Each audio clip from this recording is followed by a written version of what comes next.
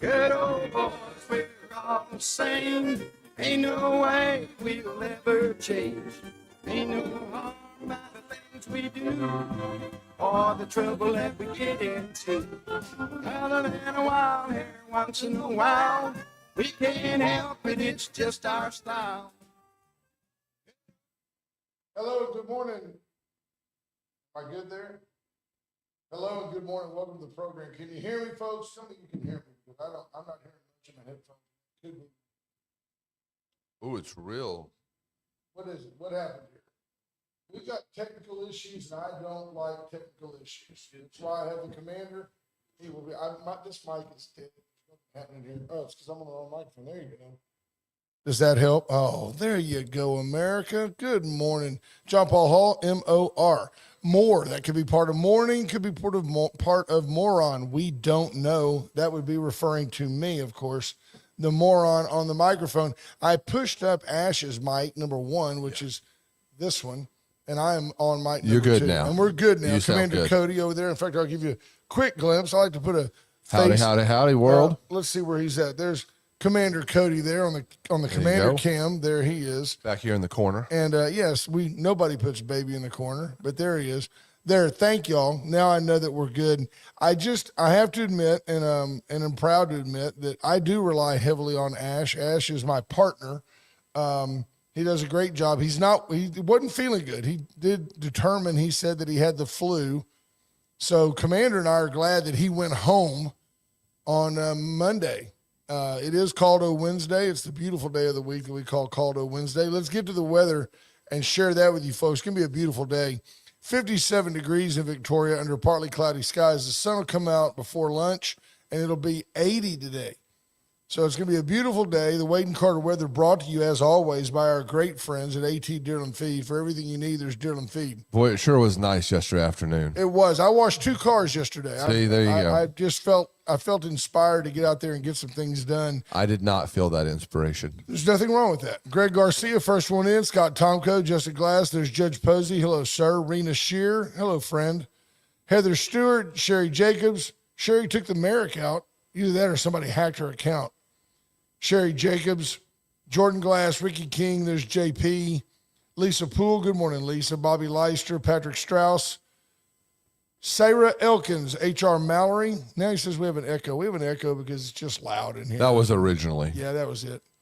David Glass, Scott Tomko, Stephanie Connie, Marvin Mickish, Ryan Hopping. What a great group of folks. Funky Trey Molina. You know, you look good up there, kind of centered on the screen. I think that it's pivotal. It's a little arm room for you. Yeah, I've got a little room to spread out, and when Ash is here, and sometimes I hit my ankle on a little box that he stands on. Very difficult. Stuart Martin, Daniel Wade White, says we're not on Magic. Okay. I'll check on it. Magic 95.9, the mothership of the Wade and Carter program, the base, the home base, if you will. Never, ever do we underestimate the value that Magic has brought to us and to the program. They gave us an entirely new group of people, a group of listeners that were used to just listening to the same old stream of Tejano music every morning. And when we first got there, the comments were, what are they doing on our station? And we battled that racism head on with the help of Lilo Arguelles and the great folks at Magic. We're good. The great folks at Magic who just said, hey, look, there is no they, it's we. We're all part of the same community. Give them a listen. If you don't like them, change the channel for that hour. And we have dominated the 7 to 8 hour now for 8 years. That's what I do every morning, 7 days. Just listen to something else. Right. No, I understand. You've got your earbuds in over there, and I see your head bobbing, and then I realize you're not listening to the show at all. There's Matt Boucher, Katina Arterberry, Will Vincent, Peter McNally. Hello, sir. There you go. Awesome stuff. Glad to see all of you here. Lots to cover today. I want to start by just kind of picking your brain about where you're at with Doge and my thoughts on this Doge thing. There's a group of people out there right now who are very, very upset that the government is making all these deep, deep slashes. And I think that we're missing the boat on this. I think I've said it for years that in the micro, if I'm looking at the face of an individual, I have a hard time saying you're fired. You've got to go. Your role is not important. You're part of a bloated government that is out of control, and you've got to go. And yet I have no conscience whatsoever in closing up USAID, for example. No conscience. Wow, 1,000 employees, 500. How many of you can tell me how many employees are at USAID? We can be upset with the idea, oh, that's America's foreign aid. That's not even the tip of the iceberg of America's foreign aid. Not even the tip. And yet I could just slash that entire department with no guilt. But if I met that USAID person, he or she is 28 years old, graduated from Yale, just wanted to give back. They've been a missionary in Africa. My heart would hurt for those people individually. But as a department, slash, got to go. Not profitable, costing us money. And the problem that I have with it is, as you look back, there's tons and tons of fraud. There's tons and tons of monies that are going out that nobody's accountable for. And there's the problem. And I'm trying to find, I've got one right here somewhere. Okay, here's one right here. Here's one. House Doge Subcommittee Chairman Marjorie Taylor Greene. We know Marjorie Taylor Greene. She's the AOC of the right. Obnoxious, outspoken, a little dingy, right? That's her role, is to be the extreme. She's the one that says the sky is falling. And then guys like Michael Cloud come in and go, the sky is not actually falling, but it is hovering at an unsafe altitude. She lays the groundwork for the rational and sane to come in and tell you what's really going on. Whereas, folks, on the unhinged left, the AOCs of the world, the complete lunacy, the idiocy of this Jasmine Crockett broad who happens to be a Texan, they scream, the sky is falling. And all the other Dems rush over and go, it is, the sky is falling. That's the difference between AOC, Jasmine Crockett, and Marjorie Taylor Greene. I have it on good accord from a knowledgeable source. Marjorie Taylor Greene knows her role. She understands why she says the extreme things she says. Again, some people are playing chess while we appear to be watching a checkers match. The Doge Subcommittee Chairman, she's the chairman of the subcommittee, Marjorie Taylor Greene.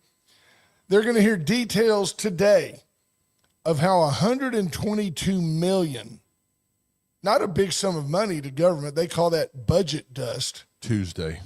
$122 million in approved USAID funds was given to radical Islamic terrorist groups, including affiliates of Hamas, Hezbollah, and Al-Qaeda. Very interesting. The problem began under the Obama administration, grew under the Biden administration, and now requires immediate action to halt dangerous mismanagement and a fatal moral confusion. This is being said by Greg Roman, the Middle East Forum director, Greg Roman. Sounds like a guy that ought to lose his job, doesn't it? Middle East Forum. But very interesting. Did you see the note from Heather Craft Stewart that the Cuero Lady Gobbler basketball is going to state? No, congratulations to the exciting. Gobblers. I wonder if our Amy Alkeck is still their coach. Amy was a little bit younger than me and played here at Victoria High for Jan Lahudney. Championship blood runs deep. She says, we're not just talking about waste, fraud, and abuse. This is a national security problem, Greg Roman says. Every misdirected dollar destabilizes conflict zones and puts American lives at risk. So me to come in and say, let's take a big step back. Marjorie Taylor Greene says, what the Doge team has uncovered with USAID is shocking, but it's just the tip of the iceberg. For decades now, the federal government has been sending billions after billions of dollars to push left-wing ideology, fund radical extremist groups, and usurp the will of the people abroad and here at home. This does not surprise me about USAID at all, because USAID was begun in 1961 by President Kennedy as an extension of the CIA. It was a means to funnel funds to peddle influence into foreign lands by the government, which, by the way, I have zero problem with. Don't think that I'm being judgmental or short-sighted. I 100% am all about covert activities and influencing foreign lands, but it ends up going more than one direction. Yeah. And in this case, it had bent to the left. Doge is doing great things. I do have some questions. Let's see. I'm reading some comments here. It's Greg Garcia, the fear mongering on the left is pretty much par for the course. They traffic in fear to stir everyone up for misinformation. Yeah, just like yesterday when we reported about the UN vote and that, the U.S. was the only country that voted against this condemning statement about Russia. It's not true. 18 countries did. And they all agreed. Making another statement about Russia being unfair in the war doesn't do anything to end the war. So why do we need to go, yeah, Russia should pull out? Well, of course they should, but we've said that so many other ways. Torrin Bales he was the first one to say this to me, and I think it's brilliant. He says, I still believe they should not include government jobs in the job report. Way too easy for Biden to give false job reports. If in the breath that I tell you that I feel bad for government workers being replaced or eliminated, I have to say to you that if you were hired, yeah, Amy Crane, thank you, Patrick Strauss, who is our own Amy Alkeck. She's Amy Alkeck Crane. That's beautiful.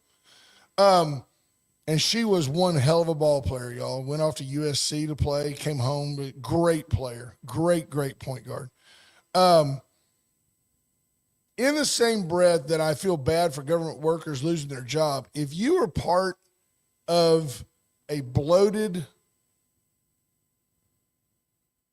result of overtaxation and you're not really doing anything noticeable for the country, the idea that I hear these leftists saying, I can't believe they're going to give tax cuts to the rich, when if they just kept the tax money, we could keep these families employed. Folks, there's nobody in the private sector anywhere that runs a successful business that way. I'm gonna raise my prices. I'm gonna raise my prices so I can keep on these arguably unnecessary workers. Because in the long run, people quit buying your goods because your prices are too high. That would be our taxes. We're buying those goods and services from the government with our tax dollars. And guess what? The price is too high. Now, I work at an insurance agency, a really good one, GSM Insurers. If you need help with your insurance, call me. I'm really much better at that than I am at radio. Thank God. Amen. But what I would tell you is this. We live in a Doge world every day. Evaluating talent, we say this, we respect everybody, we recognize effort, and we reward performance. If you're not helping us move the ball forward, you need to keep a cardboard box by your desk, because on any given Friday, especially a payday, you might receive a pink slip. People go to work in our agency every day saying, man, if somebody came in tomorrow and said, name 5 things you did this week, my people could give you a dozen things and never flinch. The idea that government workers are offended that somebody said, hey, here's an email, just answer, hit reply all, Tell me 5 things you did this week. If they don't immediately jump off the page, whether you're offended, how dare he? Well, I've been officing at home since COVID pandemic.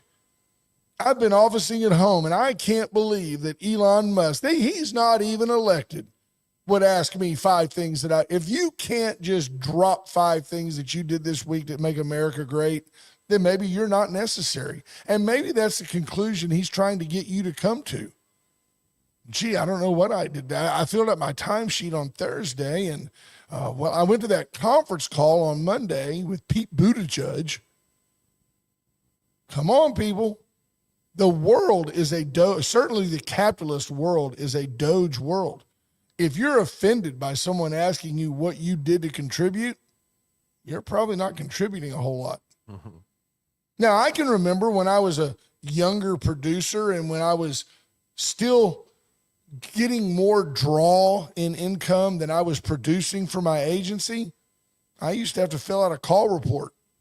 And I'll admit that there were times that call report gave me anxiety. Well, I mean, I didn't really make that many cold calls this week. I didn't see that many people. But the fear of having to submit an inadequate report sure did motivate me to do a better job. And it's benefited me, and it's benefited my agency, and that's the way life really is. Now, I agree you can't always run the government like a business, but if you don't run it somewhat like a business, you end up with $38 trillion in debt. Now, the problem that I have is a great segue, and it will be a great segue. We will address it as soon as we take this break. But stay tuned because this is what we're talking about. Folks, Wind Services for all your electrical needs, period. You need a new outlet. You need ballast for a light. You need to whatever. You need to wire a new building. You need to wire a new school. You need a generator. Call Wind. The chopping block this week, full menu. The hanger steaks, I bought some yesterday. I'll give you a report. The hanger steaks are great. Get in there and get all your custom meats. They were hand wrapping fresh chicken and all that. Their hamburger meat's never frozen. Their hamburger meat is ground in-house. They're always competitive with all the big box stores. Get into the chopping block today. I'll give you an update later. John Turner is going to cook at the Houston Livestock Show and Rodeo. Brand Us, Commander Cody, doing great things for great people. If you have a business and you're looking for a partner to help you grow your Facebook presence, your social media presence, reach out to Brand Us. Find them on Facebook, and he'll help you out. Cody's the best. Atzenhofer and Atzenhofer.com since 1926. Atzenhofer is Victoria's dealership, period. Go in and see Tommy Taylor. Tell him that Wade and Carter sent you. We would appreciate that. Say, I want to see the deal of the week on a Chevy pickup. They've got beautiful pre-owned vehicles right there on the lot. White Trash Services, White Trash Site Services, 550-1826. Let White Trash help you have a trash-tastic day. They can also clear a lot for you, grade land, whatever you need done. They can go in, and I've seen them do it in one day. Tear down that old frame house and haul it off. Palace Bingo, where friends meet friends. Palace Bingo for your next group outing. Go in. It's inexpensive family fun. Have fun. Palace Bingo. Chestic Furniture. Chestic and Love make your house a home. Get by and see why you just always do better at Chestic. Bobby Leon and his family serving you and yours for generations, over 100 years, almost 80 years at their current address. Get by and see Chestic now. Peter McNally says, so-called required email to Musk on your work performance was wrong and an insult to longtime employees. Why is that, Peter McNally? Why is that an insult that somebody said, I want you accountable for what you do? I mean, is it because he's an outsider? Is it, if Donald Trump had sent that email, would it still be wrong and an insult to longtime employees? The key phrase or the key word is employees. These are not business owners. Now, here's who I think is missing the boat. If I were a long-time government employee and I really did cherish my job and I was really good at my job, whoa, the private sector better watch out for me. Because when I get thrown back into the private sector, if I'm used to dealing with 500 files a week, and you've got some sleepy little bean counter working at your company, I'm going to take their job. And guess what? That's going to make the company where they go better. All ships rise on an incoming tide. So, Peter, I don't agree that accountability is a bad thing. I don't care if a government employee who works on my tax dollars, I don't care if they're insulted. They need to be accountable to the public and to what's going on here. I have no problem at all. No problem at all with a elementary school principal sending an email to every teacher. Tell me 5 things you did this week to help a child who is struggling in math. Tell me 5 things you did this week to teach, test, and reteach. Tell me how you reached back out to get the mind of a little child that wasn't grasping what you were throwing down. I have no problem with that. And if the teacher can't answer the question, that teacher's head ought to be on the block. Well, she's a long-time teacher. Well, if she's been mediocre for 30 seasons, that doesn't make her a Hall of Famer. That's the way I see it. And by the way, that's the overwhelming way that the American taxpayer sees it. Now, here's something I have a problem with. You may say that I'm way too right-wing or I'm way too pro-Trump. You know, I'm not. I'm not in line with everything the president does. I need someone to explain this to me. The U.S. House of Representatives gave a green light yesterday to House Speaker Mike Johnson's blueprint for a massive budgetary package to carry out Donald Trump's agenda. The House approved the resolution 217 to 215. Folks, we've never been more split since the Civil War. It authorizes relevant House committees. This would be folks like Michael Cloud on the Appropriations Committee. It authorizes relevant House committees to find at least 1.5 trillion in spending cuts. It authorizes them to find at least 4.5 trillion in tax cuts. And it authorizes a $4 trillion bump to the debt ceiling. Now, here's something I don't understand. If I'm going to submit what's ultimately a balanced budget, that's my goal. If I'm going to cut $1.5 trillion in spending, and I'm going to cut $4.5 trillion in tax dollars, so I'm going to cut taxes, I'm going to cut spending. Why do I need to raise the debt ceiling by $4 trillion? Even if you just look at the delta here, I'm going to cut $1.5 trillion, but I'm also going to take $4.5 trillion out of the taxes. That's still just $3 trillion offset. If your new budget doesn't create $3 trillion more to the government, that's a problem. Why do you need to raise the debt ceiling by $4 trillion? So I'm going to make all these massive cuts in taxes and in spending, but our deficit's going to go up. I don't understand it. That sounds very Ronald Reagan-esque. We know that at the time, trickle-down economics was a beautiful concept. We also know that mathematically it didn't thrive. It's not that it didn't work. It didn't work quick enough. I don't know. I intend to learn. I don't agree with Nancy Pelosi at all, but here's her comment. Tonight, House Republicans passed a budget which steals taxpayer dollars from Medicaid to give tax breaks to their billionaire donors and big corporations. That's way too simplistic and broad a brush that the geriatric fossil waves there. I don't agree with her at all.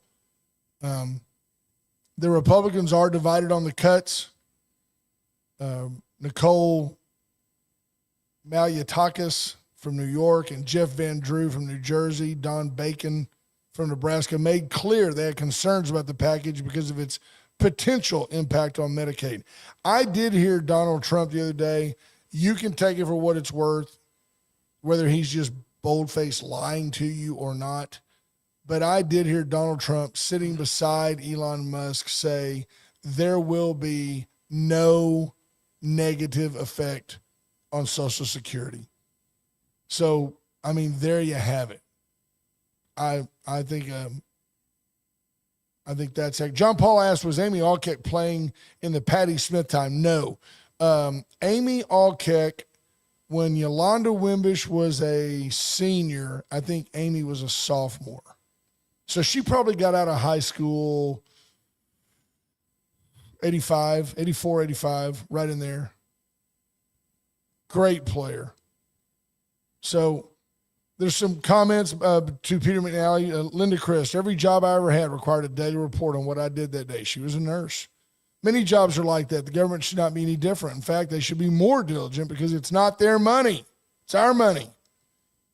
Ricky King says, when I worked for the fire department, we had the same kind of email sent to us, and I had to fill it out when we would get a new chief or the city would get a new city manager to justify our jobs.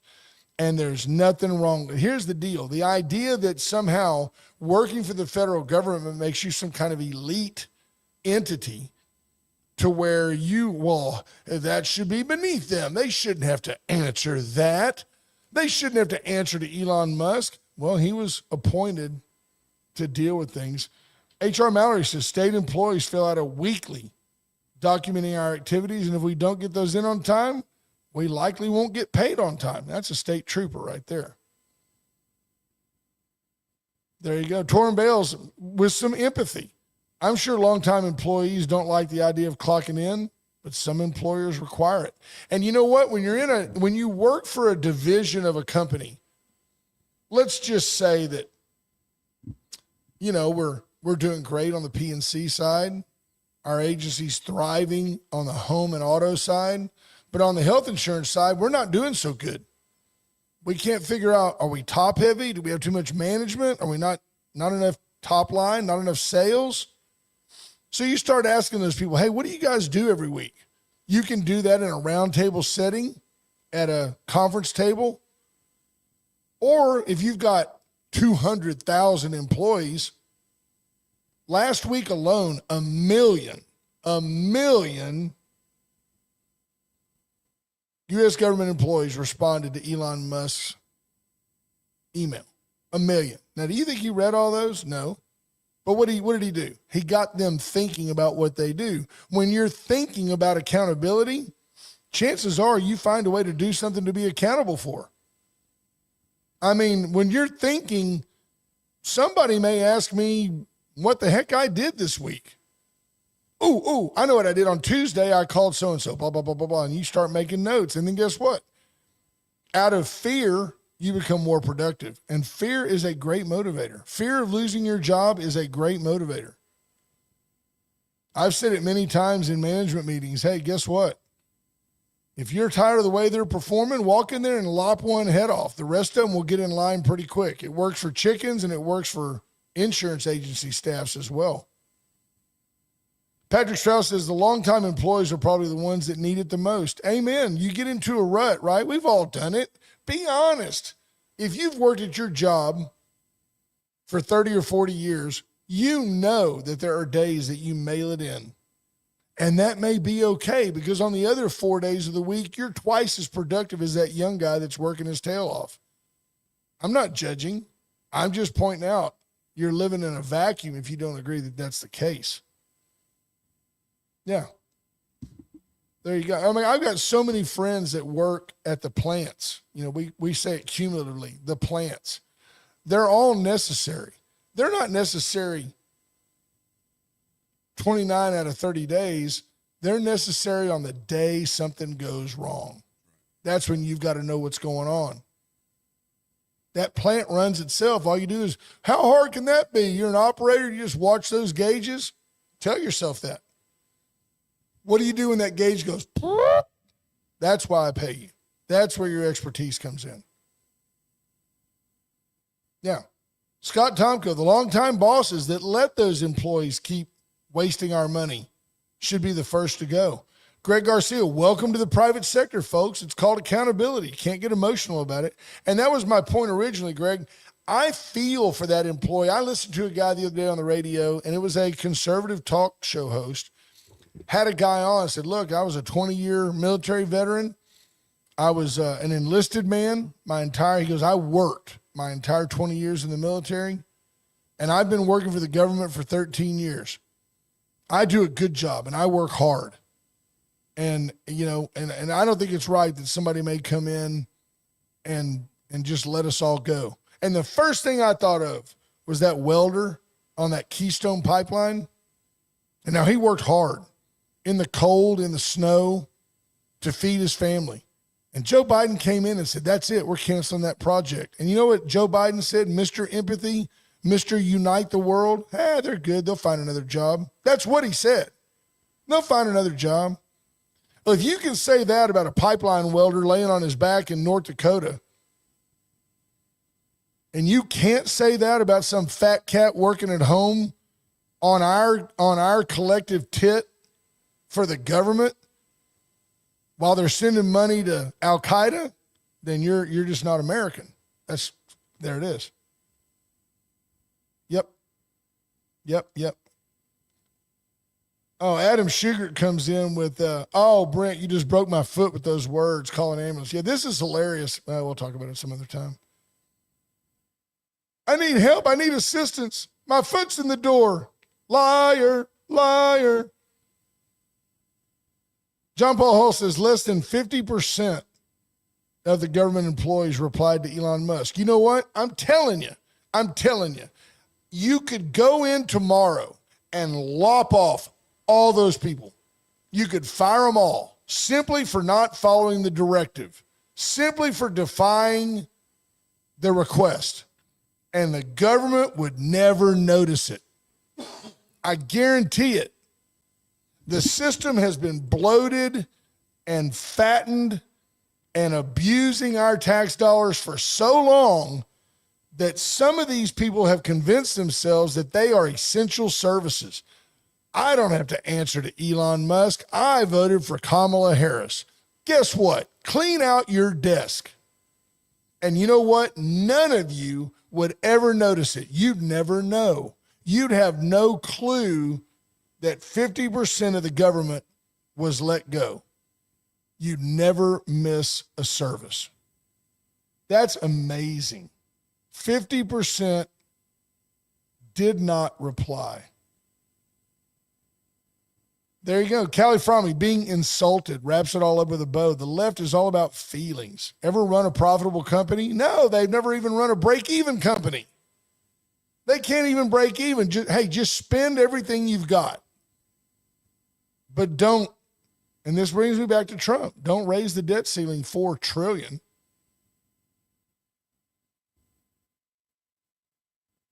So Peter McNally says, I think you all misunderstood.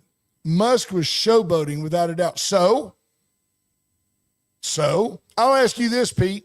If you were a long-term government employee and Elon Musk sent you that email and your feelings were rankled, your feelings were upset, you're questioning his motive for sending it, you're not happy to be called out, even as part of a collective, you're just offended.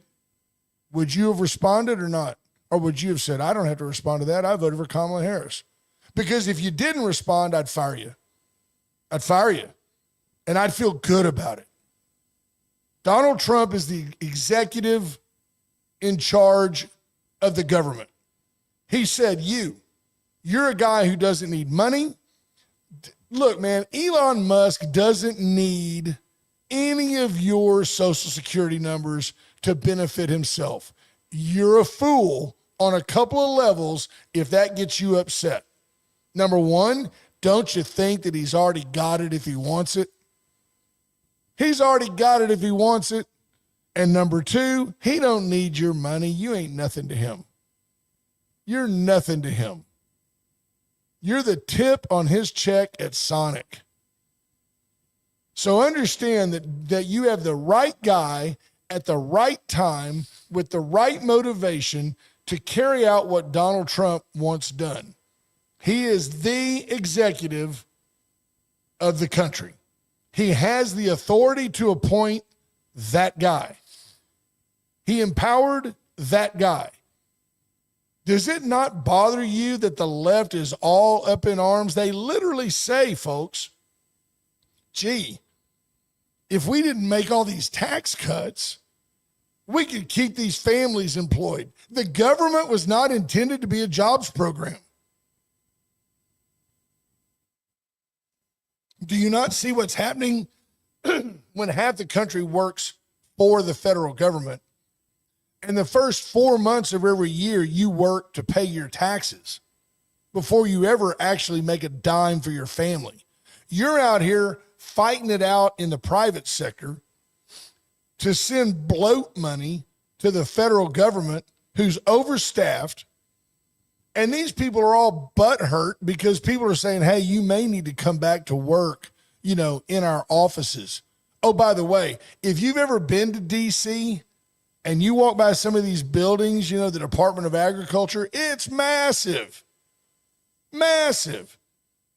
You just heard us say yesterday, how does the National Institute of Health, how many people have to work full time just to give away 60,000 grants a year? 1,200 grants a week. 240 grants a day, every day. 240 grants. That's 30 grants an hour. That's a grant every 2 minutes. A grant every 2 minutes for every day of every week of every month of the year. Somebody's over there going, 50,000 to study HIV, 100,000 to study the effects of aspirin on children. Here's this, here's that. There's no way all these causes are fully vetted. There is absolutely a systemic occurrence of inherent fraud and waste. You don't think they read all of them? No, they may read them all, but it's, this came from Senator Elizabeth Warren. We definitely want to send this money to Ohio. I mean, come on, people. How naive and ignorant can you be? 60,000 grants, and that's just from the National Institute of Health, the people that brought you COVID, because they also sent $3 million to the Wuhan lab. Why did they do that? They did that because they were skirting Congress's demand that they no longer do gain of function research. Fine, we won't do it anymore. We'll sub it out to China and send them money, your tax money, to China, communist China, our biggest enemy, realistically, because we want to know. We want to know what's going on. That's your tax dollars, $3 million. You say it's no big deal? Okay, it's a $3,000 for every man, woman, and child in Victoria County. Would that help you? Are you glad they studied COVID? It's a man-made virus. Are you glad they did that?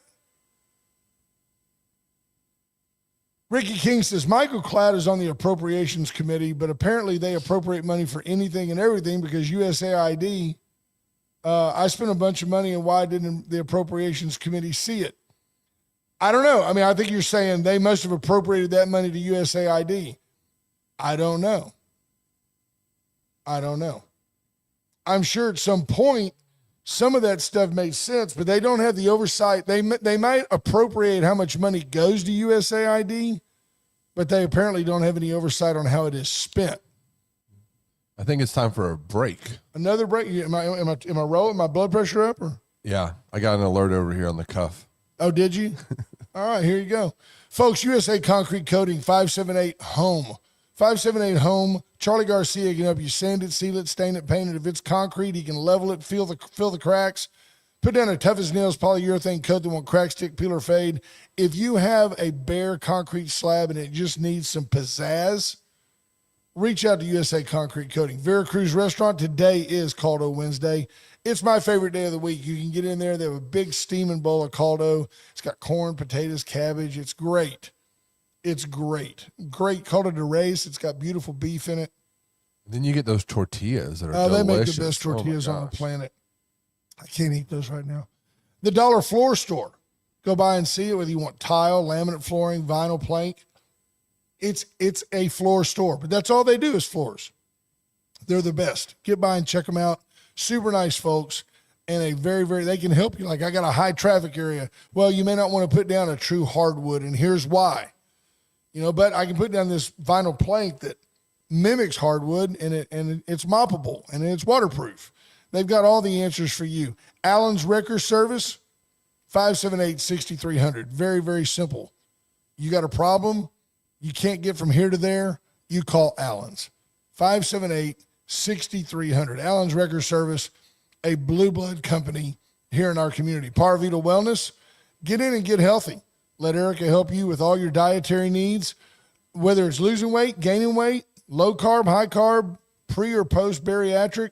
Get in and see Erica. She will consult with you. It's always confidential. She'll talk to you about what you want to accomplish, and you will be thrilled. First State Bank of Louise Astros update. Astros win yesterday. There was some kid Cam Smith played some shortstop, I believe. Smith had 2 home runs. He had a 2-run shot in the 6th and a solo home run in the 8th. Astros rolled, I don't remember who. They were playing the St. Louis, the Mets. Juan Soto, I'm not even sure if he played, but he is still 21.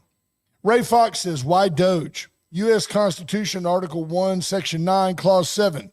No money shall be drawn from the Treasury, but in consequence of appropriations made by law, and a regular statement and account of the receipts and expenditures of all public money shall be published from time to time.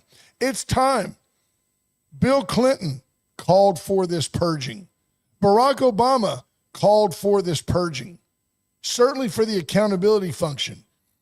Hats off to both of them. They both championed. Of course, these are the same people that also said we need to move that capital to Jerusalem. They just didn't ever really get around to doing what they said. So there you have it. The U.S. Embassy now in Jerusalem as well. So you look at it and you realize that Donald Trump is simply doing what other presidents swore they were going to do, George W. Bush included, and Donald Trump is doing exactly what he told the American people he was going to do when he got elected. You may not like America first, but I got some news for you here. Let's see. Where was the one I was telling you about? From the Donald Trump is playing chess while you're watching checkers. I'll just read you this real quick paragraph. This is from, the most liberal source on the planet, except for Channel 25.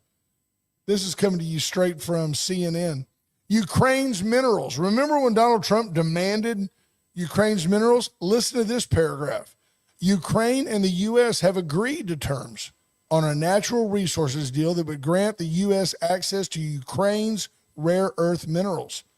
The agreement is part of a wider negotiation to end Russia's invasion, as well as a U.S. involvement in reconstruction for Ukraine. So we're going to help Ukraine build back Ukraine. It's going to be terrific. Trump, Kyiv, it's going to be super duper. There's going to be a pool. Details of the agreement are not yet known, but a major sticking point had been a demand from the Trump administration for a $500 billion share of Ukraine's minerals in exchange for the aid the U.S. has already provided to Kyiv, which was previously rejected by President Zelensky. The Ukrainian leader is expected to travel to Washington, D.C. in the coming days to continue discussions about the deal with Trump. Now, you may say, he's just being a bully. He's being a bully. What you are forgetting is if Donald Trump if the U.S. government had not injected themselves into Ukraine financially, there would be no Ukraine to talk about. That's what you're forgetting. Hats off to the Biden administration for standing behind Ukraine, a sovereign nation fighting for their freedom, attacked unjustly by Russia. But understand that had we not been there, it took 3 years for Western Europe to get together and have a meeting and say, hey, man, if Trump's not going to help him, I guess we ought to. Europe is broke, and Europe lacks strong leadership. They're weak. Justin Trudeau would be a hero in Western Europe. These people are weak. Since they met 2 weeks ago, one country pledged $3.5 billion and another country pledged $8 billion. Where's the other $292 billion that the U.S. has put in? We could really upgrade the studio for that kind of money. I'm telling you. And that's the whole point. Trump, you say, I don't like him, he's a bully. I don't care if you like him. International diplomacy is not about friendship, it's about leverage. And if you think that, well, they're just going to do things for us because they like us, then you're an idiot. We don't have an ally we didn't buy. You think Japan likes us? Don't be stupid.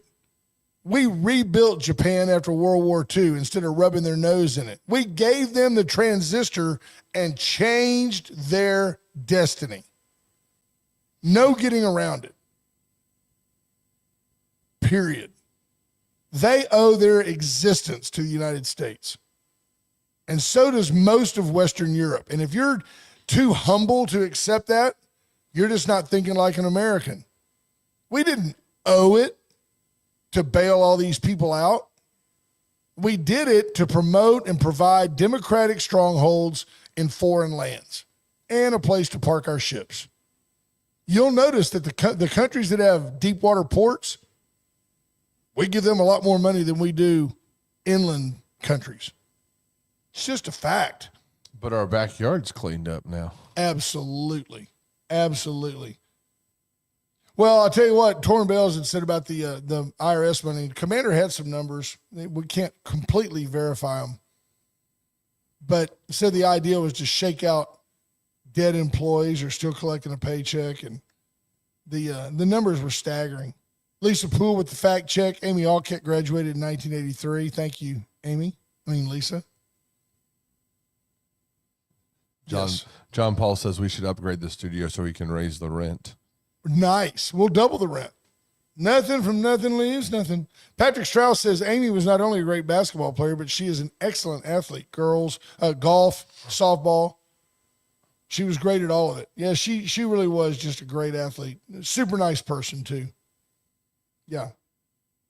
Now, here you go. Kathleen Leininger points out that in relation to Elon Musk's requirement that their managers are advising them not to respond, trying to cripple the government. If everyone is fired, if everyone they control is fired, shut them down. I say fire them. Fire them. I mean, good morning, Jenny Alvarez. You don't need them. I'm telling you. What's going on in your life today? You seem very fire interested. Well, I'm just excited. Like Dawn Nicole, my lovely bride, chimes in. She goes, hey, I work from home. And ultimately for the government. She works for a contractor that is almost exclusively contracted to the FAA. She goes, we're accountable for our work, though. They have ongoing phone calls every day. Dawn can tell, I guarantee you, Dawn Nicole can tell you 5 things she did for her money yesterday, and she doesn't work directly for the government. Yeah. Did you know, I saw this. I got to see if I can find the, it was worth noting. I'm not sure I can find it yet. It's going to be super duper if I find it. They did point out, one of the things I was going to tell you was they pointed out that there were fewer. Here we go. There was a close call at Chicago's Midway International Airport on Tuesday as a private jet crossed a runway in front of a Southwest Airlines plane. The camera angle gives you the illusion that they almost hit. I'm not saying they wouldn't have hit, but the plane was crossing a runway, the smaller craft, as the 737 came down, and the guy just hit the jets and went back and went around. But when I saw the proximity. In the military or in the airport world, you would call it a near miss. It was really just a lack of direction. The pilot of the smaller airplane either ignored or did not hear a request to leave that runway clear.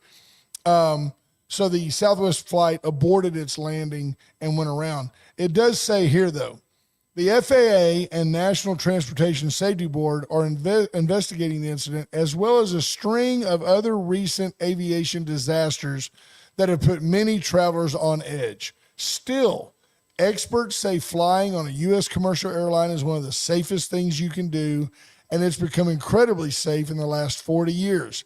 Data also shows there were fewer airline accidents last month than any other January on record. So just know that anything that happens with an airplane, you know, when the bonehead out here outside of our airport ran out of fuel and landed on the loop feeder road, did any of us for a moment, did any of us think to blame the FAA or Joe Biden? Of course not. It had nothing to do with Joe Biden's administration, nothing else. It was pilot error, as are most accidents. But if that same accident had happened on Donald Trump's watch, CNN would have had a camera crew here to report how Donald Trump's misuse of the FAA had led to this small town being affected nearly catastrophically by an airline incident. It is all leftist media. Understand it. John Paul Hull says, the fact that you can do this for an hour solo is impressive. No, I talk to myself quite often. But I never have a dumb conversation. There you go. Let's see. I'm trying to find if there's any more comments. I thought Peter McNally might acquiesce and say, I guess y'all are making sense. Yeah. Linda Chris says there's been more than 90 air crashes around the world since January. What is going on? I think what you're seeing, I don't think it's DEI. I think what you're seeing is that the airline industry has been embroiled in price wars for so long, and the money has become tighter and tighter, and everybody shops for a deal, a last-minute deal. You need those people. They say on an airline, if there's 200 seats, the first 180 just pay the bills, and the last 20 are profit. Well, when half those people wait till the last minute and they're buying it at Expedia, the next thing you know, there's just not a lot of margin there. But you've got to fill the plane, right? Because you got to have those 180 seats. So, you've got things like we have here where our airport is subsidized. And I'm not sure the raw capitalist in me believes that the system is the best, but air travel is so integral to American business and the economy. There's a part of me that, and I'm willing to be completely wrong. So feel free to say, no, Brent, you're wrong. Oh, that'd be the first time though. No, but I'm willing to be wrong because I want to be wrong, but my gut tells me that you almost need some government, some cumulative big picture air travel czar. I'm not trying to create a department for the government. I'm not trying to hire 10,000 employees. I'm just saying it makes sense to maybe regionalize some of these airlines right now because, see, there's tax advantages. If I don't know if you know this, but like if Southwest Airlines opens a new gate at Hobby Airport, these antiquated ideas from back when airlines were in their infancy, you can shove back taxation based on expansion. So it's a big deal that, you add 2 gates, coming soon to Midway, new Southwest gates. Well, that keeps them from paying taxes on those 8 new Boeings that they just got. I think at the manufacturing level, I feel confident that Boeing was affected by DEI hiring. And I use that with quotations. I'm not saying somebody was hired via a DEI platform, but they really tried to diversify their crews, their people. I did see a deal today that certain airlines are offering for $100 upgrade, you're guaranteed an old white guy named Steve to be your pilot. Just, just to give you some confidence when you fly. Just saying. Very interesting stuff. And we're down the home stretch here. Let's see what we have. Epic Times, we talked about that. Do we talk about the golden tickets? No, I find this amazing. Let's see, where was it? Now I've got it because I know I have it. I believe it was on the 1440 that I saw it. Actually, it's on the Epic Times. Trump to launch gold card visas. You can buy a visa for $5 million that gives you green card privileges and a path to citizenship. Now, is this true? Will it work? Come on. I don't know. President Donald Trump announced his administration would start selling so-called gold card visas for $5 million each in the next 2 weeks. That's going to give you green card privileges, plus it's going to be a route to citizenship, and wealthy people will be coming into our country by buying this card. They'll be wealthy, and they'll be successful, and they'll be spending a lot of money and paying a lot of taxes and employing a lot of people, and we think it's going to be extremely successful and never been done anything like this before. Okay. Now, I do know that back in the day, I want to say Teddy Roosevelt days, immigrants had to come here with money in hand and with a job waiting. You couldn't just show up and go, I'm here to live the American dream. You had to bring value to the company. You had to bring value to the country. But the president was joined by Secretary of Commerce Howard Lutnick, who explained that the gold card would be replacing the EB-5 investor visa. So there we go. So the EB-5 is already there, right? According to the U.S. Citizens and Immigration Services, EB-5 allows a foreign national to obtain a green card by making a high enough investment into a commercial enterprise in the United States and providing a plan to create or preserve at least 10 full-time jobs for qualified U.S. workers. So if I lived in India, Pakistan, the government would tell me what level I needed to invest in Commander Cody's business. A lot. So Commander Cody lets me come in, let's say, for $250,000. I have to give him. Done. Then I have to show that I create 10 full-time jobs for qualified U.S. workers. Now, I did not know that EB-5 existed. It does not offend me. And therefore, the broadening of that, making it a $5 million gold visa. See, Trump just wants to say, it's super duper. Hats off to him. If you can do that and pull that off, they'll have to go through vetting, of course. We're going to make sure they're wonderful, world-class global citizens. They can come to America. The president can give them a green card, and they can invest in America. And we can use that money to reduce our deficit. Look, somebody's at least thinking, if not thinking outside the box. If you're not seeing that Donald Trump has done more in a month than the Biden administration did in 4 years, whether you like it or not, he's done more than they did in 4 years. I am 100% on board. I am not for people losing their jobs, but you better be able to tell me what you did. I'm a United States taxpayer. Folks, I hope you have a great day. Be safe out there. God bless, and know that we love you. Bye, folks.